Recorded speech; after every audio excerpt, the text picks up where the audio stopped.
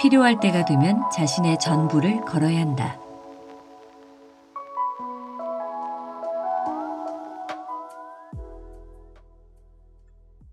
배우면서 일하고 일하면서 배운다.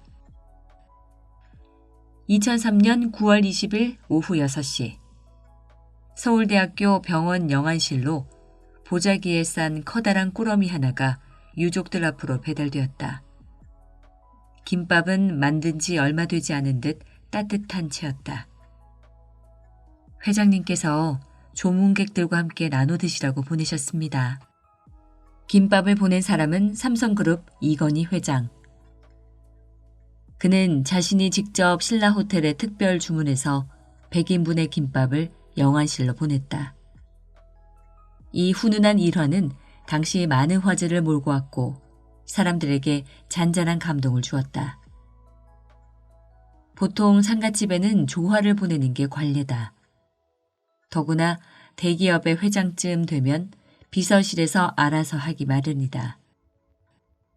하지만 이건희 회장이 손수나서 김밥을 주문할 정도로 마음 씀씀이를 썼던 것은 고인이 바로 대산 신용호 회장이었기 때문이다. 1917년 전남 영암 월출산 기슭에서 6남 중 5남으로 태어난 그는 집안이 어려워 초등학교도 다니지 못했다. 하지만 공부에 대한 열정은 대단했다. 학교를 다니지 못했으니 가르침을 준 스승이 있을 리 없었다. 하지만 그에겐 처한 환경이 곧 학교였고 역경과 고난 속에서 만난 수많은 사람이 그의 스승이었다. 배우면서 일하고 일하면서 배운다. 그는 자신의 이력서 안에 위의 글귀를 즐겨 써놓았다.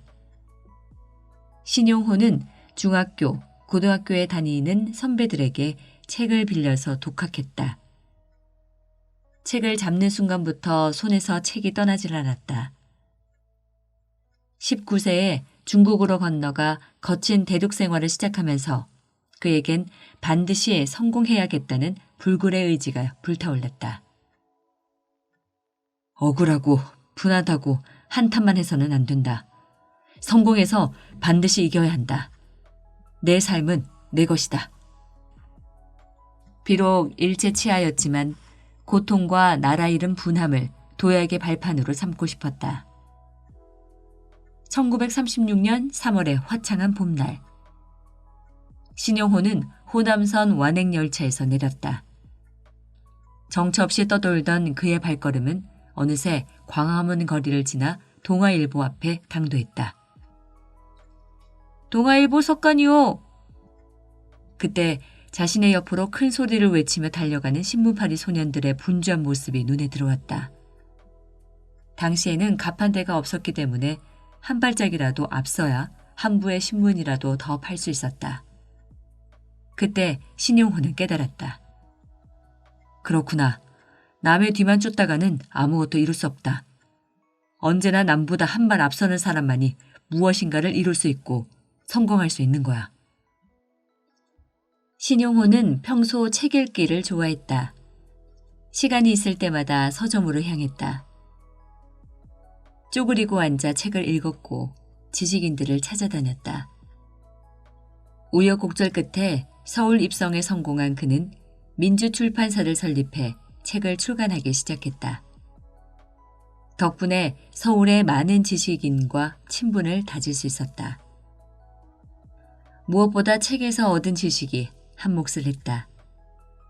그와 얘기를 나누는 사람은 다들 깜짝 놀랐다. 아니, 어떻게 초등학교도 안 다닌 사람이 저렇게 유식하고 머리가 좋을까? 그는 식자들보다 훨씬 체계적인 사고를 가지고 있었다. 시, 문학, 철학, 종교, 건축 등의 분야를 특히 좋아했던 신용호의 앞에 어느 날 섬광처럼 생각의 불꽃이 터졌다. 그동안 쌓았던 지식과 경험이 바탕이 되어 직관의 시동이 걸린 것이다. 앞으로 교육이 지금보다 더 중요한 시대가 올 거야. 교육과 보험을 연관한 교육보험이라는 아이디어를 생각해낸 순간이었다. 세계 보험 사상 누구도 생각해내지 못했던 전대미문의 교육보험이었다. 아버지가 담배 한 갑을 줄이면 자녀를 대학까지 교육시킬 수 있어. 나는 비록 못 배웠지만 우리 아들, 딸에게는 더 좋은 세상을 위해 더 나은 교육을 시킬 필요가 있어. 신용호는 1943년 결혼해 유순희 씨와의 사이에서 2남 2녀를 두었다. 그런 아들, 딸들을 보고 교육의 중요성을 키워나갔다. 못 배운 한과 서름은 그 자신이 누구보다 더 잘 알고 있었다. 출판사를 운영한 덕분에 대학 교수, 정치가, 건축가, 과학자, 철학가, 언론인 등의 지식인도 많이 만났다. 당시 참혹한 6.25 전쟁을 겪고 보릿고개가 있던 한국은 먹을 것조차 찾기 힘든 시절을 보내고 있었다. 하지만 입으로 들어가는 밥보다 더 중요한 것은 머릿속으로 들어가는 지식과 마음의 양식이라고 신용호는 생각했다. 길이 없으면 길을 만들며 간다. 신용호는 보험이야말로 저축보다 더 좋은 미래의 투자라고 생각했지만 그의 생각을 누구도 거들떠보지 않았다. 하루는 사업체 신청을 하기 위해 담당 관청을 찾아갔다. 교육보험이라고요? 처음 듣는 보험이네요. 당시 보험회사를 설립하기 위해서는 반드시 생명보험으로 표시해야 한다는 보험법 조항이 있었다. 하지만 교육사업을 운영한다는 일념으로 정부 당국을 설득했다. 기나긴 설득과 열정의 나날을 보냈던 1958년. 드디어 그의 회사가 설립되었다. 상호는 그의 의지대로 교육이라는 단어가 들어간 대한교육보험이었다. 전 세계 보험사에 유례가 없는 교육보험은 그의 직관과 생각대로 불티나게 팔리기 시작했다. 나는 못 먹고 못 입어도 내 자식만큼은 가르친다. 신용호의 발상은 우리나라 부모들의 뜨거운 교육열에 불을 당겼다. 그가 만든 교육보험은 국제적으로 크게 인정을 받아 세계보험총회에서 대상을 받고 그는 미국 알라바마 대학 명예교수로 추대되기에 이른다. 세계 최초로 개발한 교육보험. 신용호는 여기서 그치지 않고 건강보험의 효시인 암보험을 처음으로 출시해 역시 대히트를 친다. 그가 하면 최초라는 수식어가 붙었고 새로운 아이템들이 연이어서 터져나왔다. 하지만 마음 한구석에는 여전히 허전함이 있었다.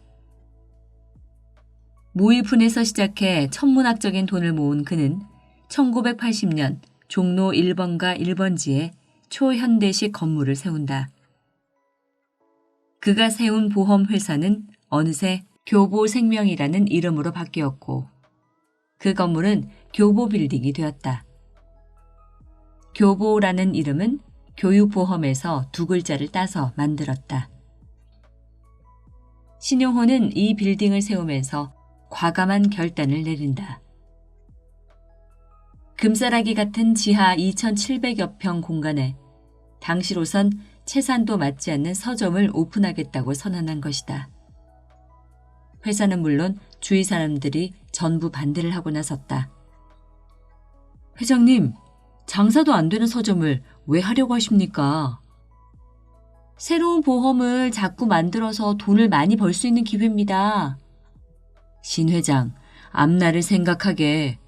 돌아보면 돈 될 게 아주 많아.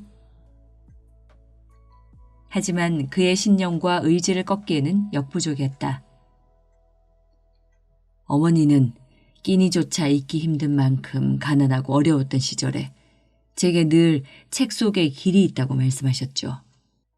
저는 그 가르침을 늘 마음에 새기며 살았습니다. 사람은 책을 만들고 책은 사람을 만듭니다. 적자가 나더라도 전 꼭 이 서점을 운영할 것입니다. 누구도 신용호의 강한 의지와 신념을 막을 수 없었다. 다니엘 매장으로는 전 세계에서 가장 넓은 서점으로 기록된 광화문 교보문고는 그렇게 탄생했다.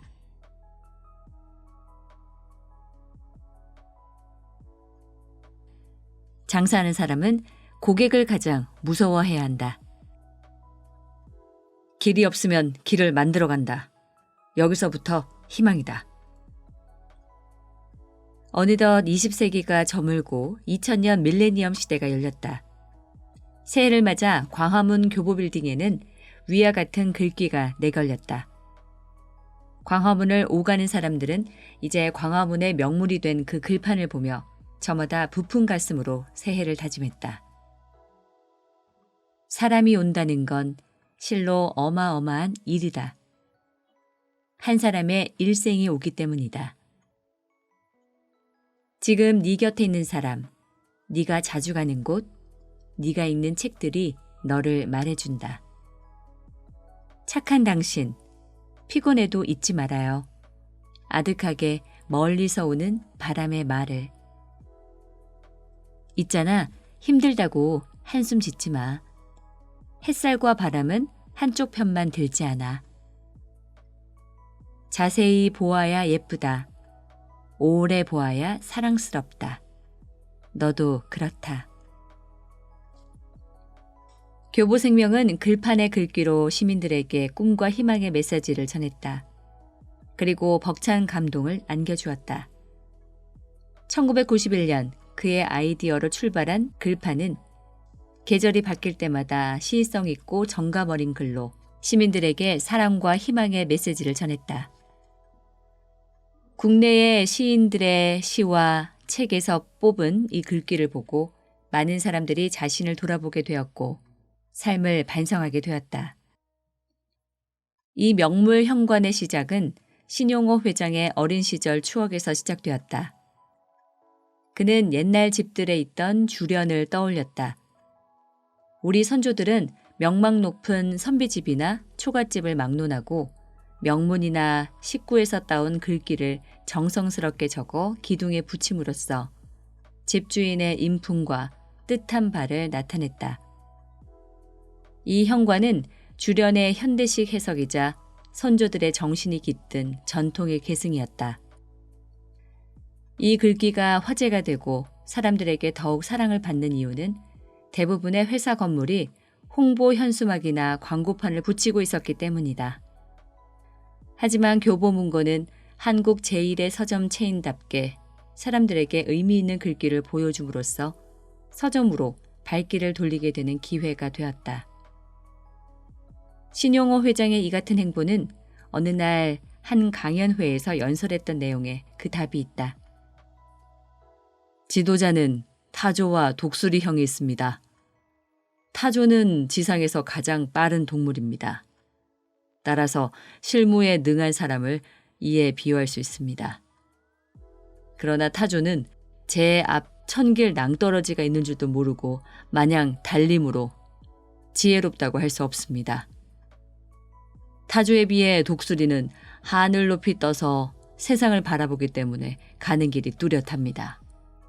높고 멀리 깊게 보는 안목을 가졌습니다.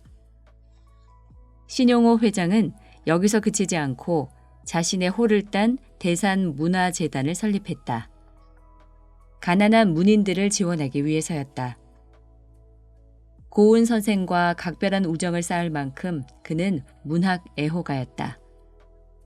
뿐만 아니라 대산농촌문화재단, 교보생명 교육문화재단, 교보다솜이 사회봉사단 등을 잇따라 설립해 활발한 사회공익사업을 펼쳤다. 신용호 회장은 회사의 창립 이념인 국민교육진흥을 구현하고 독서 인구의 저변 확대와 청소년을 위한 문화공간의 창출이라는 뜻을 교보문고를 통해 실현시키고자 했던 것이다. 신용호 회장은 항상 허름한 점퍼를 입고 다니는 등 자기 자신에게 인색했으며 사생활이 깨끗하고 공사 구분이 엄격했다. 회사의 공금을 함부로 사용하지 않고 가능한 범위 내에서 절약하기 위해 애썼다.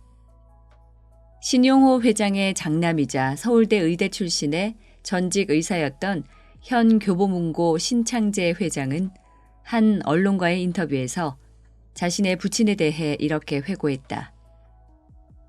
세상에는 거저와 비밀이 없다. 모든 일에는 비용이 따르고 조직은 거짓이나 비밀 없이 투명해야 한다. 돈만 벌면서 게으른 돼지처럼 호의호식하며 사는 걸 가장 경멸한다. 장사하는 사람은 고객을 가장 무서워해야 한다. 이 말을 늘 입버릇처럼 말씀하셨죠. 신용호 회장은 생전에 이런 말을 가장 즐겨 썼다. 중요한 건 제도권 교육이 아니라 맨손가락으로 생나무를 뚫겠다는 의지다. 자신의 판단과 직관을 믿고 성공한 후에도 늘 배우는 자세로 임했던 신용호 회장. 그는 자신의 자서전 제목으로 사용했던 고은의 시처럼 길이 없으면 길을 만들고 간다를 몸으로 실천했다. 당신이 선택한 직업에서 성공의 길을 찾아라. 주인을 기다립니다. 광화문 교보문고 입구에는 노벨문학상 작가들의 사진이 줄을 이어 걸려 있다. 한데 유독 한 액자에만 빈 사진이 걸려 있다. 그건 한국에서 노벨문학상 수상자가 나오면 전시하기 위해 비워둔 자리이다. 그 빈자리를 보며 사람들은 무슨 생각을 할까? 신용호는 생전에 고은 선생이 노벨문학상을 수상하기를 간절히 바랐다. 그런데 뜻밖의 낭보가 전해져 왔다. 2000년 김대중 대통령이 노벨 평화상을 받게 된 것이다.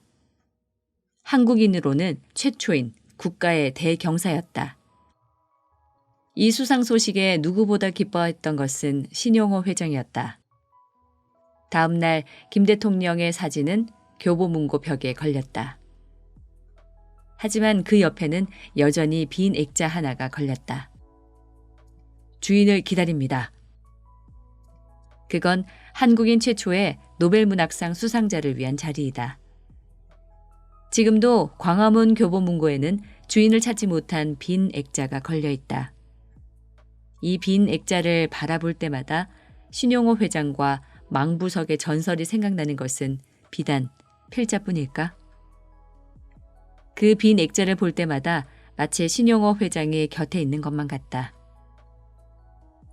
신용호 회장은 학력이라는 말보다는 학력이라는 말을 자주 인용했다.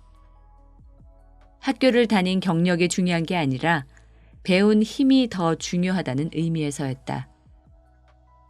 그리고 자신의 컴플렉스에 기죽지 않고 그것을 성공의 기반으로 삼았다. 무엇보다 교육의 중요성을 스스로 간파했고 그 누구보다 책을 사랑했다. 자신의 직업을 진심으로 사랑했다. 그리고 한눈 팔지 않았다. 오직 자신의 직업 속에 길이 있다고 믿었다.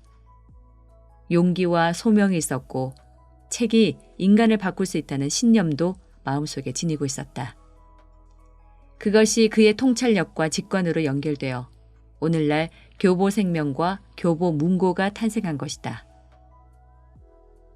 당신이 선택한 직업에서 길을 찾아라. 일 속에서 당신의 꿈과 미래를 발견하라. 하루에 30분만이라도 집중하고 또 집중해라.